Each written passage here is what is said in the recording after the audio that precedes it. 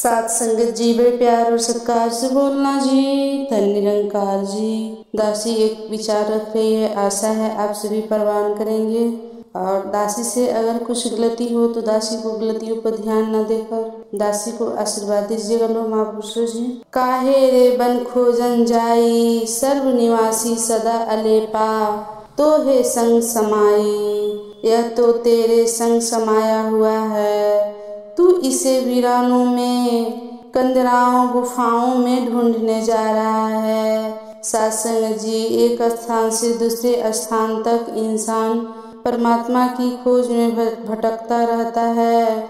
यही भटकन उसके दुखों का, परेशानियों का मूल है। सत्संग जी, गुरुमुख गुरु कृपा से अंशंग परमात्मा को जान लेता है, फिर वह भ्रमों में नहीं पड़ता, कभी भी अंधविश्वासों में नहीं पड़ता। सत्संग जी, यह नहीं कि बिल्ली आगे से निकल गई है तो इसका आगे बढ़ना रुक गया है, कोई छींक आ गई है तो यह आगे नहीं बढ़ेगा। सत्संग जी, ये सारी अज्ञानता की निशानियां हैं, मनमुक्ता की निशानियां हैं। अंधविश्वास भ्रांति से होते हैं, सत्य को न जानने से होते हैं। सत्संग जी, एक जवान की जब शादी हुई और नई बहू जब घर में दाखिल हुई तो उसने देखा कि उसकी सास ने एक बिल्ली के ऊपर टोकरी रख दी है।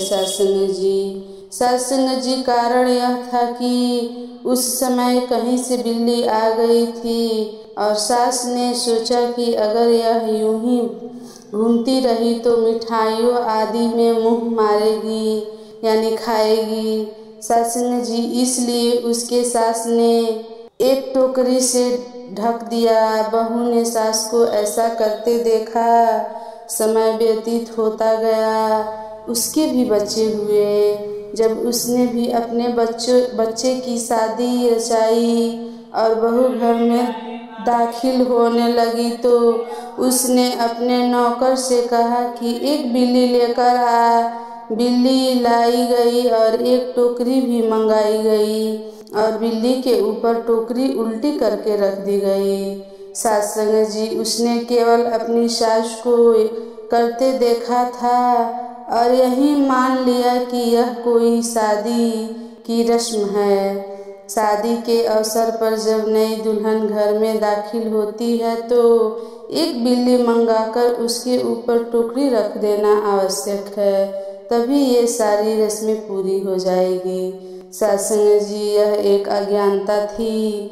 इस अज्ञानता के कारण उसने देखा और इसी को करना शुरू कर दिया। सत्संग जी, जबकि उसकी सास ने बिल्ली के बार बार तंग करने के कारण उसके ऊपर टोकरी रखी थी। स्थान स्थान पर ऐसी ही अज्ञानता देखी जाती है। सत्संग जी, मनमुख ऐसी ही क्रियाओं में उलझे रहते हैं और अपने जीवन के विकास को रोक दिया करते हैं।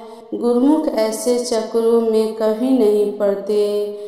सत्संग जी, उनके सभी भ्रम भूलेखे प्रभु परमात्मा की जानकारी और भक्ति से समाप्त हो चुके होते हैं। सत्संग जी, जिस पर गुरु की कृपा हो जाती है, जिसको इस निरंकार की, इस परमात्मा की प्राप्ति हो जाती है, जिसको ब्रह्म की अनुभूति हो जाती है, सत्संग जी, वह वास्तव में उजाले में जीवन व्यतीत करता है और तन मन धन की सेवा करता हुआ परोपकार के मार्ग पर चलता रहता है। सत्संग जी, ऐसे गुरुमुखों महापुरुषों के चरण छूकर धरती भी पवित्र हो जाती है। सत्संग जी, बड़े प्यार और सत्कार से बोलना जी। धन निरंकार जी।